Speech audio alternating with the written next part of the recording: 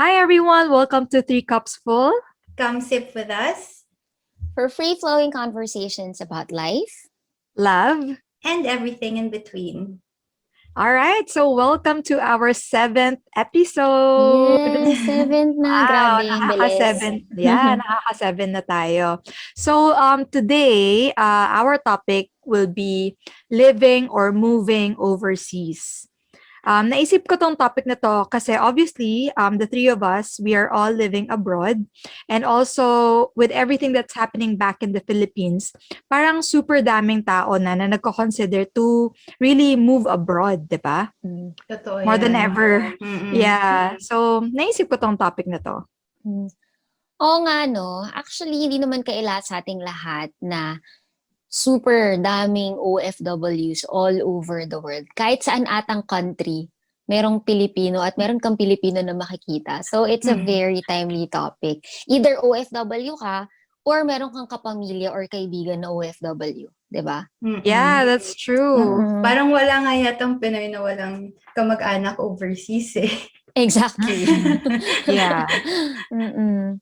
So maybe to start off, maybe we can give a brief background before in the Philippines kung ano ba yung job natin, and then where we are right now, and maybe what we're doing right now here in our respective countries, and how we got here.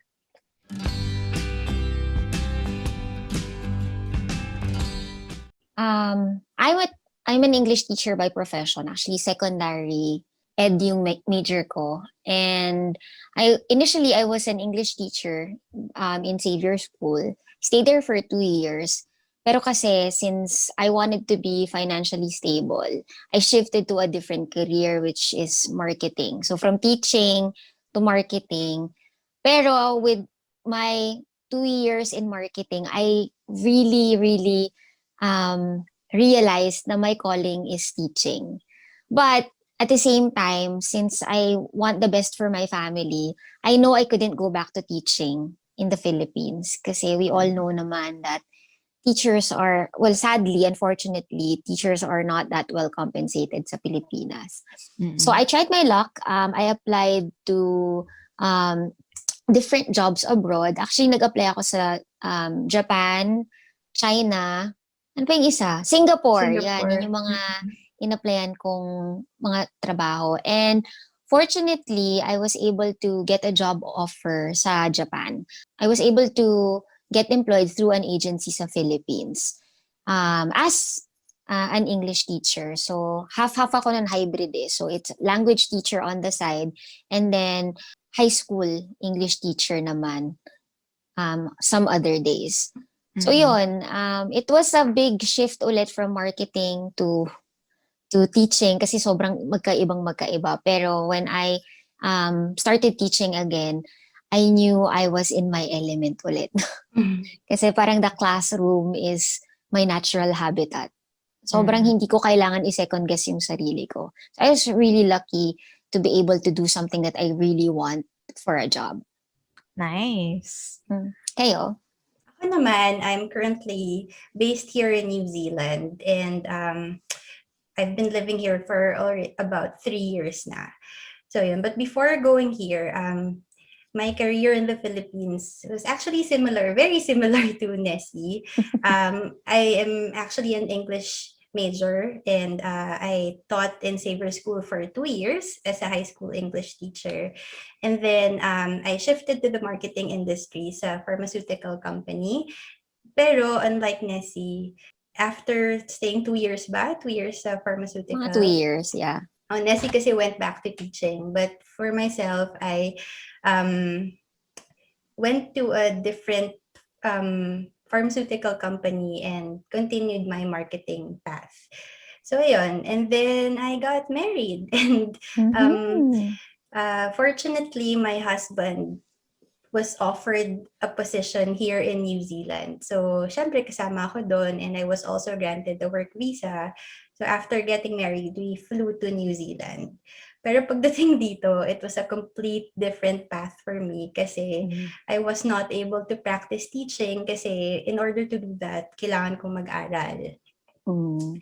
And So I tried the marketing path, but ang problema, they did not accept people without experience in New Zealand. So ang nangyari, I just looked for random jobs and was able to land in a company na naghahanap ng executive assistant. So I started there, and after a couple of months, they put me in the finance division as Wow, an account clerk. finance. So sobrang layo. Sobrang layo. But now I'm a full-time mom, so I'm not working anymore. Ikaw, Ian? Ako, very similar din kay Nessie. Parang ako yung common link. Yeah, we're all teachers kasi of course we met back in college, 'di ba? So Mm-mm. we took the same course, and then kayo nag-straight na kayo sa Xavier ba? Tama, Yes, right after oo. graduation. Right after Mm-mm. graduation. Yeah. Ako naman din, I went straight to a private Chinese school. And then there, I was a high school teacher, also a preschool teacher. So in the morning, I was a preschool teacher. And then in the afternoon, I was a high school teacher. So Hybrid Grabe din. yung shift. hybrid din, syempre. Yeah, but same story with Nessie. Of course, in the Philippines, unfortunately nga, hindi naman ganon kataas yung sweldo ng mga teachers, 'di ba? And of course, we want to provide for our family din. So, nag-shift din ako sa pharmaceutical company kung nasaan si Nessie at saka si Mica. So, sumunod ako sa kanila. So, there was a time na tatlo kami nasa same na company. Pero for me, I worked there for around 11 Couple of months lang. months, yeah. Yeah, 11 months, not even a year. And then I realized right away that it wasn't for me. Kasi hindi ko talaga na-enjoy, hindi rin ako nag-excel dun sa work na yon. And so I quit the job. I was out of work for about 6 months. Diba? Para-parehas tayo tagal. walang trabaho. Tagal nun. Yeah, I think more than 6 Remember months. those days. Around maybe 8 months, I guess. So, yeah, the three of us, we don't have work, diba, for about 8 months. And Oo nga, then, no? dun sa time na yon na that we were bum, we were just like applying. Actually, the both of you, kayo yung mas nag-aano, 'di ba? Mas nagpa-pursue to go abroad kasi ako talaga wala Yeah. naman akong plan to go abroad. Parang nakikisaling pusa na lang ako sa inyo. Sabi ko, sige nga, mag-apply na rin ako. Sama ako sa inyo.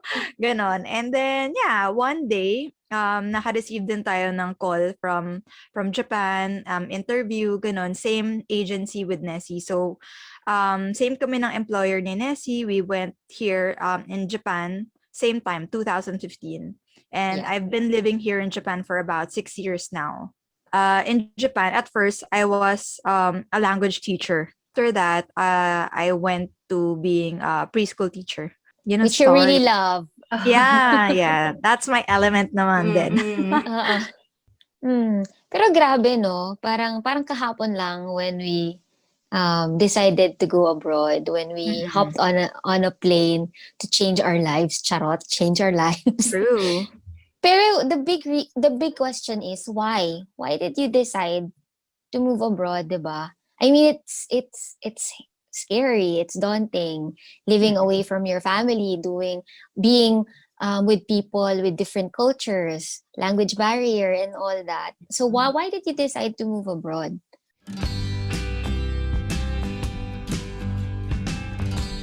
Ako, in my case, I guess, malakas yung loob ko nun kasi kasama kayo eh. Hindi ko pala nabanggit kanina na I was supposed to be with you guys in Japan. Kaya Yes, lang, we were applying together. kaya Yeah. lang may findings sa medical ko na for some reason hindi ako pinayagan. Anyway, so to cut the story short, iwan ako sa Pinas and then I met my husband pero I ended up going and living abroad din, di ba? So, yung second chance na yun, it was primarily the decision of my husband kasi nga may job offer siya. Pero, syempre, I really wanted to naman. That time, nung nagpakasal na kami, we already wanted to start a family. And in my opinion, we both knew na living abroad would give our future kids, a better quality of life. So, that's the reason why I really wanted to push na mag-abroad kami. Kayo ba? Ako, as I've mentioned earlier, wala talaga akong kaplano-plano to go abroad. Mm. Wala talaga. Muntik ka Yeah. nang di pumunta, di ba? Oo nga. Oo, mali As in, back out pa, back out ka na gano'n. nun. Wala talaga akong plano to go abroad, pero yun nga, there was like a 6 months gap, 'di ba, na parang wala tayong ginagawa, wala tayong trabaho, nasa bahay lang tayo. Ayun, tapos kayo nag-a-apply kayo sa ibang bansa. So, parang naisip ko, sige, makikisali na lang din ako, apply din ako. Kahit na wala akong idea talaga kung ano yung mangyayari, kung matatanggap ba ako even. So, when the opportunity presented itself, actually, yung final interview, nasa Korea pa ako noon. Tapos biglang tumawag, o kailangan final interview, kailangan umuwi ka na ng Philippines. As parang ako nasa Korea ako, parang uuwi ba ako? Vacation Kakarating ko mode. lang dito, wala pa akong 24 hours dito sa Korea. Tapos, pero yun nga, parang sabi nila, kung hindi daw ako umattend noon sa interview na yun, wala na, disqualified na ako. So, bumalik ako ng Philippines just to have that final interview. So, buti na lang din, natanggap. Ayun, tapos parang everything just, went from there. Parang tuloy-tuloy na, sobrang Oo. bilis. Ang Yun, bilis. pero hindi ko talaga in-expect na mag-a-abroad ako. Ako kasi, alam mo yun, not to sound mukhang pera. Pero kasi it's really the money. Yun talaga yung reason, primary reason ko why I wanted to move abroad. But at the same time, I wanted to practice my profession. Kasi Mm-mm. I had the choice naman. I had the opportunity to stay in the Philippines, be in a job na financially secured ako. Pero at the end of the day, when I ask myself, am I happy? Is this really for me? Nag-excel ba ako dito sa trabaho na to? It's not na hindi naman ako nag-excel, pero parang hindi siya yung tipong kahit nakapikit ka, alam mo. Parang ang feeling mo napaka-inadequate mo at times just because hindi naman yun yung pinag-aralan mo. And then, why I decided to move abroad? I guess hindi lang naman ako, lahat naman siguro. We want a better life for our families, and we want to be able to help them financially, and also thinking about the future, my future family. Gusto ko ba mag-settle down dito? Would I want my kids to grow up in this country? And at that time, Japan was a really good option, I think, for me. Kasi it was just 4 hours away from the Philippines. Alam Yeah. mo yun, pag may promo flight, parang pwede ka mag-book ng flight, makikita mo sila agad, di ba? So yun, it was really, half of it was for my family, and then half of it was for me because I wanted to practice the profession that I really wanted to. So yun yung talagang pinaka-reason ko. Family and what I really want to do in life.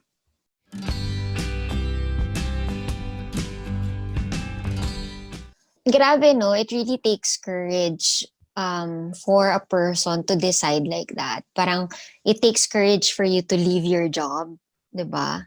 And to just jump into the unknown. Parang wala namang kasiguraduhan. And at the same time, it's a little bit sad, no? Now we have to move away from our country just to be able to, experience a decent life. Ang sad Yeah. lang, no? Pero kung may Sad, choice yeah. lang naman ako, kung kunyari, teachers are well compensated in the Philippines, I'd stay. Pero wala eh. That's life. Oo nga, pero look at us now. Ilang years na rin natin nasusurvive yung buhay overseas, di ba? Yes. Yun nga. But with that being said, what are the most rewarding and challenging things living abroad apart from being away from your family?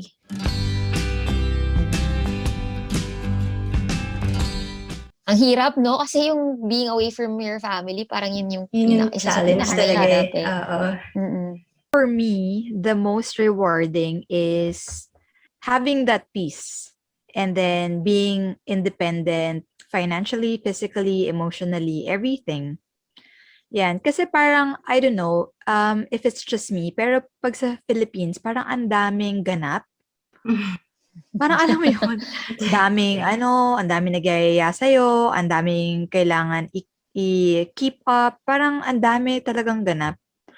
Pero dito kasi, because you have less friends, you have less families, you have less parties or gatherings to attend to, parang mas marami kang time for yourself. Yeah, maybe the fact also that I'm living alone. Sobrang enjoy ko talaga yung peace na ako lang sa house.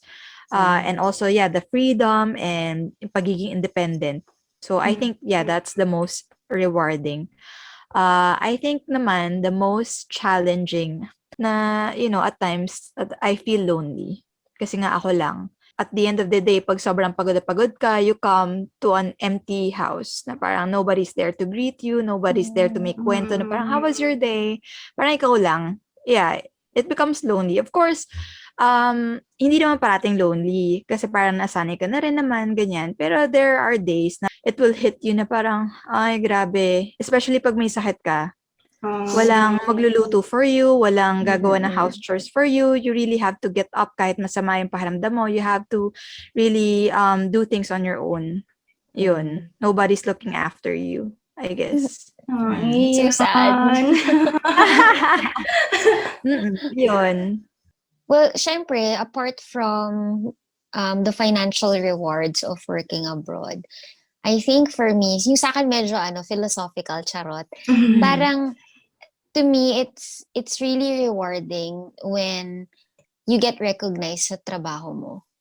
And at the same time, you kind of feel proud because they see what you can do and what you can offer. And it makes you feel as though you're raising your flag. You know, you're representing your country. You're not just representing, di ba pang Miss Universe? Yes.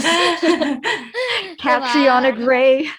Di, totoo naman yun eh. Like when we work abroad or when we go to a different country, we're not just representing ourselves. Parang we are representing our country.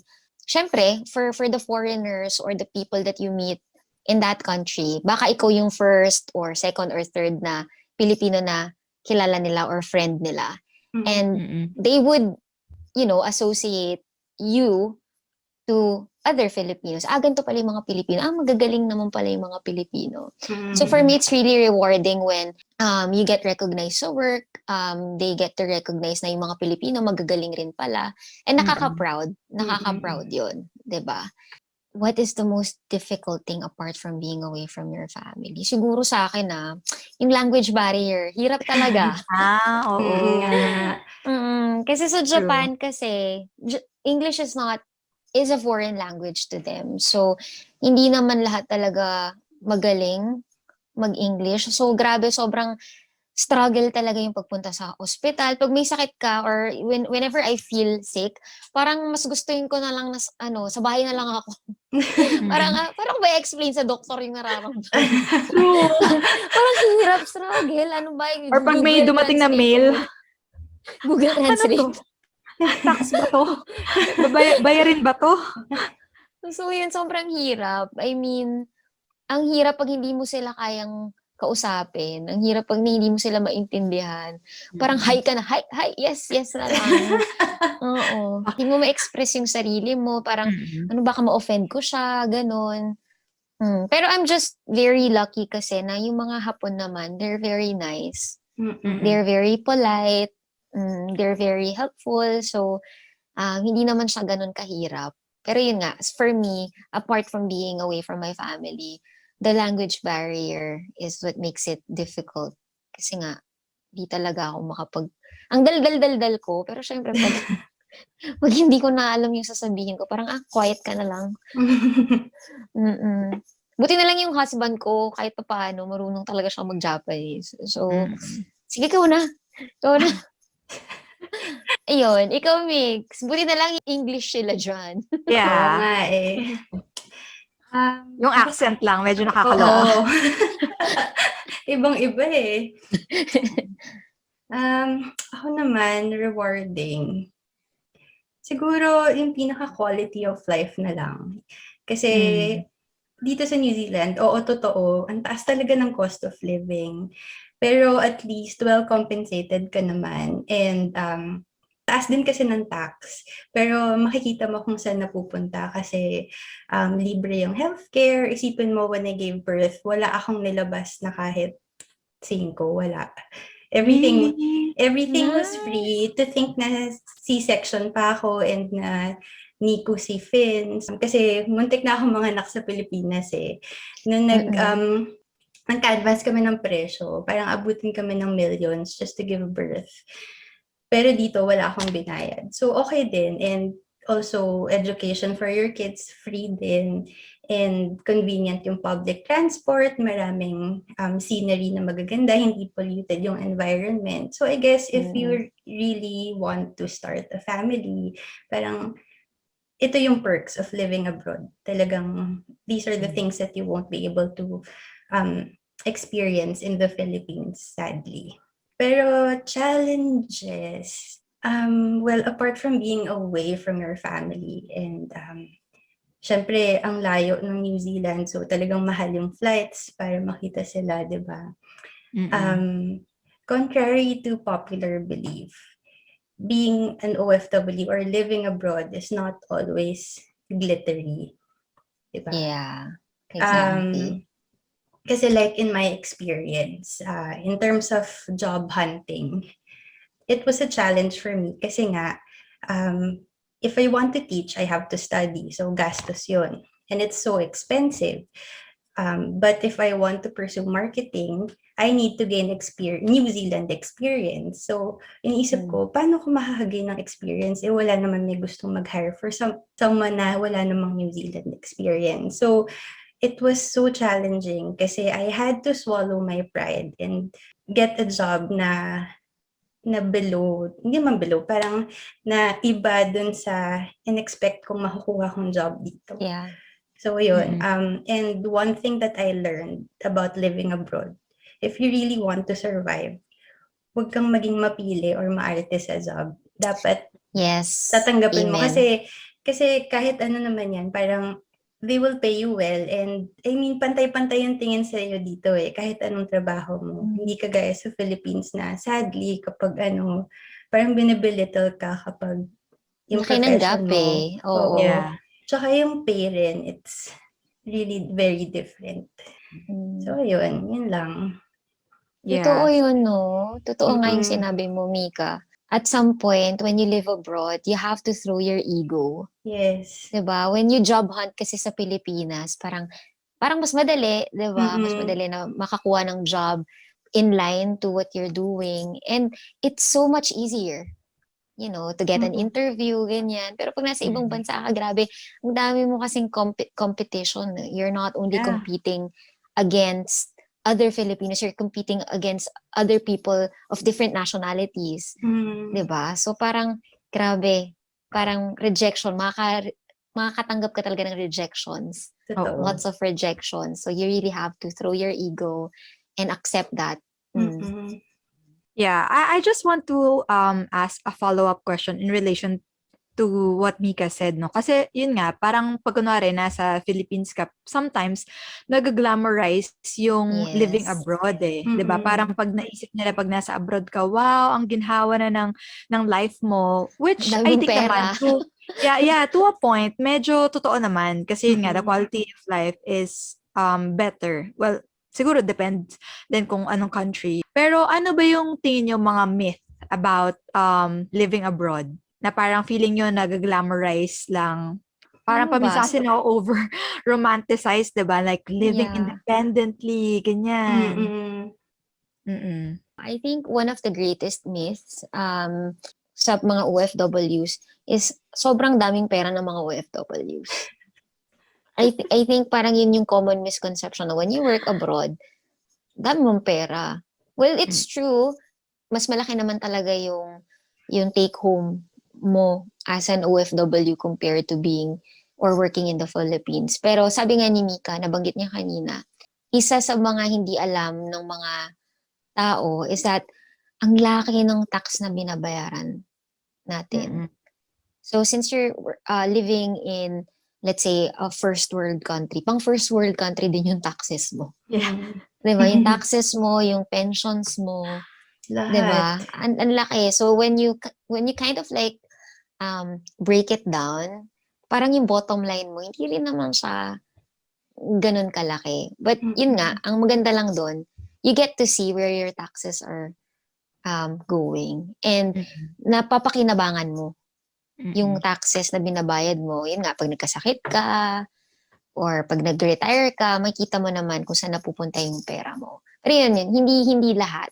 Kasi when you consider everything, when you consider the tax, the cost of living, ang bottom line, hindi naman ganun ka-glamorous din. So, maging realistic tayo. Yes. Yes. Sa mga paghihingi ng mga pasalubong. Oo. Exactly. Lalo yung mga balikbayan box. Grabe, dugot pawis yan ng mga OFW. Kasi nung first ever balikbayan box na pinadala ko, grabe. As in, inipon-ipon ko pa siya. Alam mo yun, hindi siya yung parang, okay, ito yung pera ko. Box, ayan, pupunuin kita. Hindi. It really takes blood and blood, sweat, and tears. Talaga. So Ayun. true. Yes. Yeah. So, alam niyo na, pag may mga OFWs kayong kapamilya, hinay-hinay lang, guys. Yes, kasi hindi totoo na overflowing ang pera. Oo, Mm-mm. hindi. Kasi may mga kanya-kanya rin talagang bills, rent, lahat, taxes. Ano pa bang myth? Well, specifically dito sa New Zealand kasi parang may idea, may thinking yung mga tao na konti yung population sa New Zealand, meaning maraming trabaho and madaling makakuha ng trabaho. Based on experience, hindi totoo yun. Kasi sobrang hirap kumuha ng work kapag OFW ka. Kasi most of the employers in New Zealand would really prefer someone na may experience na dito sa New Zealand. Kahit pa, kunyari, 20 years ka na manager sa Pilipinas. Pagdating dito, marami akong kilala na ang ganun yung background sa Philippines, pero pagdating dito, nagiging cleaner, nagiging waiter, yung mga ganong profession. So, kaya nga sinasabi ko kanina na it's not all glittery kasi ganun talaga na kapag mag-a-abroad ka, you have to prepare yourself sa mga ganong sitwasyon na talagang lulunukin mo talaga yung pride mo and just accept whatever odd jobs would be available kasi mahirap makahanap ng trabaho. And mahirap na mawala ng trabaho for a long time kasi mahal ang cost of living. So, yun. That's true. Actually, yun, nasabi niyo na rin naman lahat. Yeah. Yeah, in some other countries also, racism, diba? Parang they would Yes. choose like native speakers over Filipinos. Yes. Yun. So, parang in terms of applying jobs, of course, mas mababa yung chances natin. So, yun, talaga kailangan lakas ng loob kasi sa dami ng rejections na makukuha mo. All right. So, let's go to our last question. So, medyo 2-in-1 question. So, last question is, what has changed in you since living abroad? And also, naiisip niyo pa bang bumalik ng Philippines for good?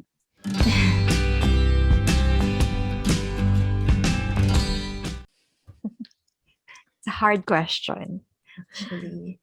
May nagbago ba in your perspective? Like in you, yung mga values mo ngayong nasa abroad ka na compared yung nasa Philippines ka? Ako siguro yung nag-change sa akin. I mean, disclaimer lang. Baka kasi may mga matitrigger, so I apologize in advance. Pero dati kasi, when I was living in the Philippines, I did not care that much sa government natin. Parang kasi feeling ko, parang nakasanayan ko na ganun yung sistema eh. So parang I didn't really care that much.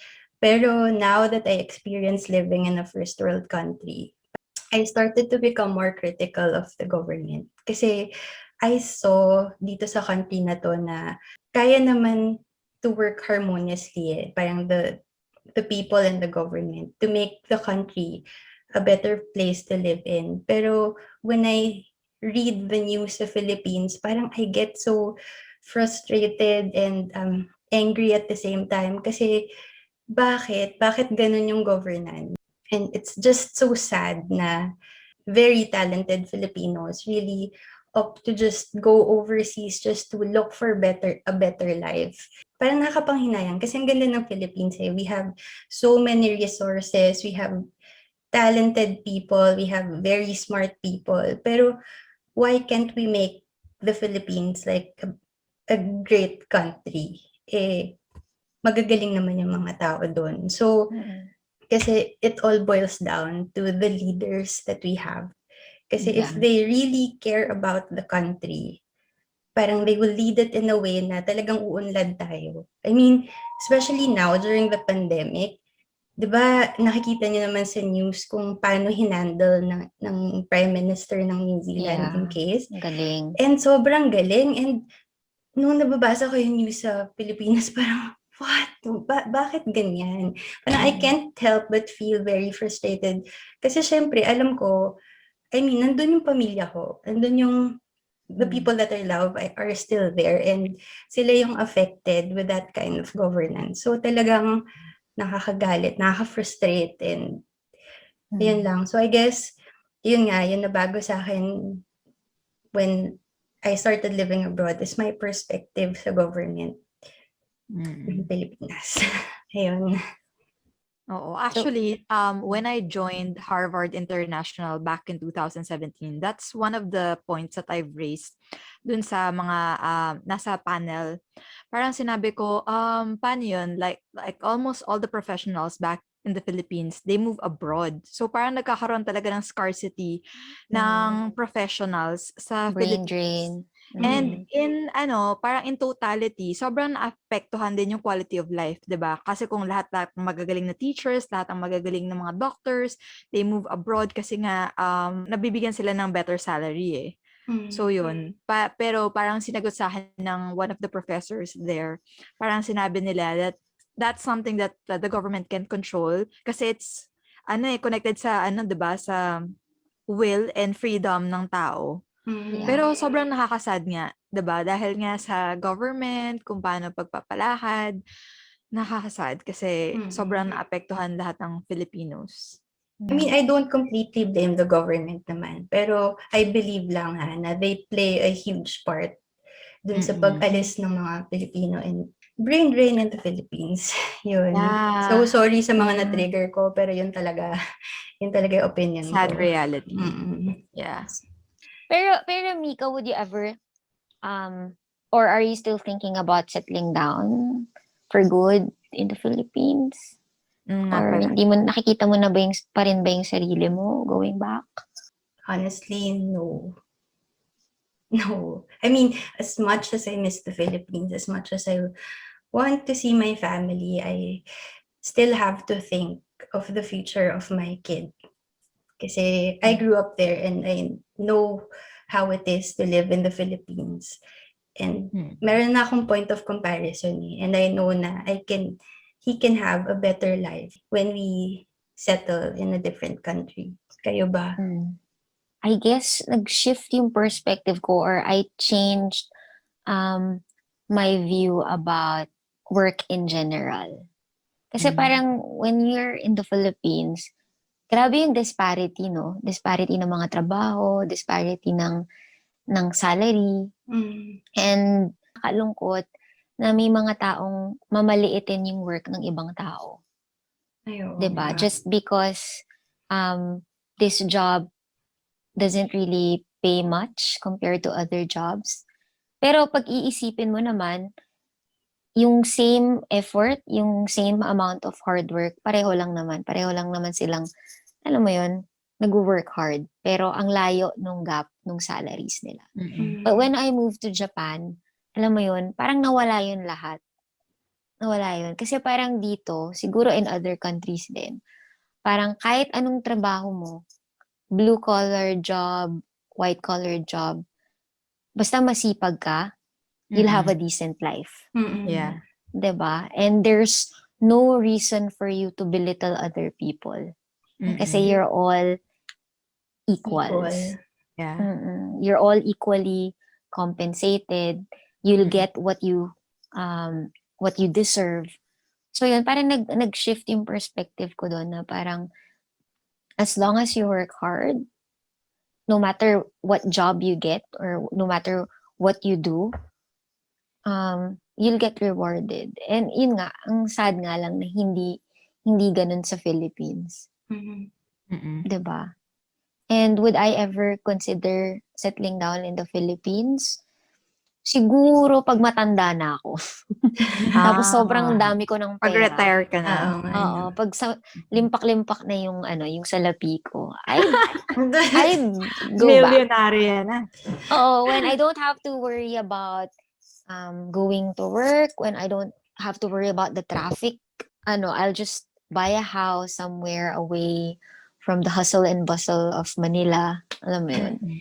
and retire there. Pero as long as I'm raising my family, siguro I'll stay in a different country. Pero pag matanda na ako, pag nakagraduate naman na yung mga anak ko, sige, baka pwede na akong umuwi ng Pilipinas. Mm-mm.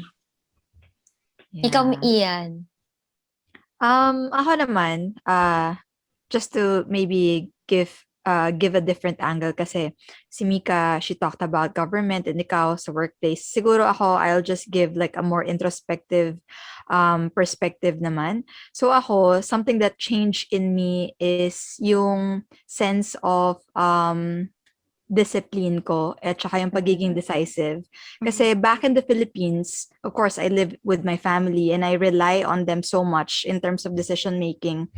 No matter how shallow it is or like yung big decisions, kailangan nagko-consult pa rin ako sa parents ko.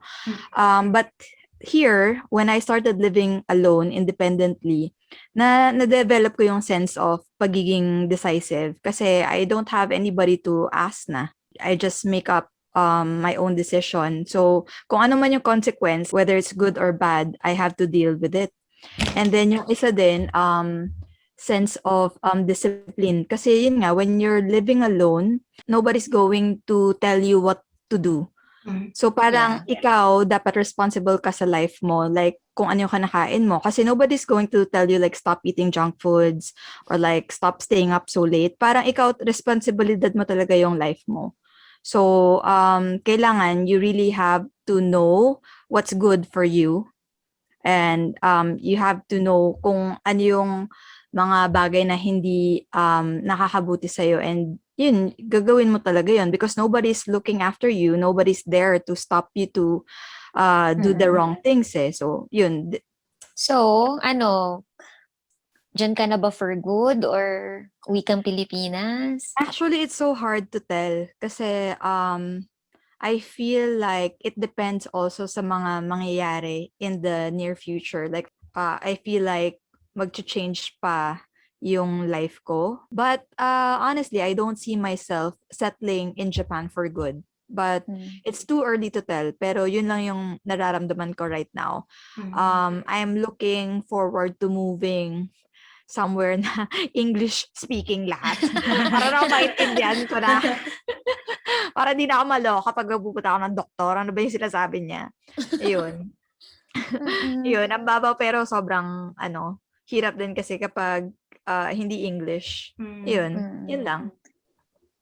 Pero kasi, when making decisions like that, you always have to consider kasi yung long-term plans mo. Like, especially if you want, in the long term, you want to be with your family. Like, ikaw, Ian, your sister is in Canada. So, in long-term plan mo, you want to be with your sister, eventually, kung makuha yung parents mo. Parents ko, oo. Ganon, diba? So, that's true. Ang dami mong kasi kailangang i-weigh and i-consider. Kaya mahirap sagutin yung tanong na yun kasi you never really know din talaga. Yes. Grabe, no? Living abroad, living and working abroad, it has changed us in so many ways, changed our perspective. And I guess it has also taught us a lot of things. So anyway, that was a very insightful episode and hopefully yung mga listeners natin na-inspire naman sila or may natutunan sila from us. So now it's time for our cup away.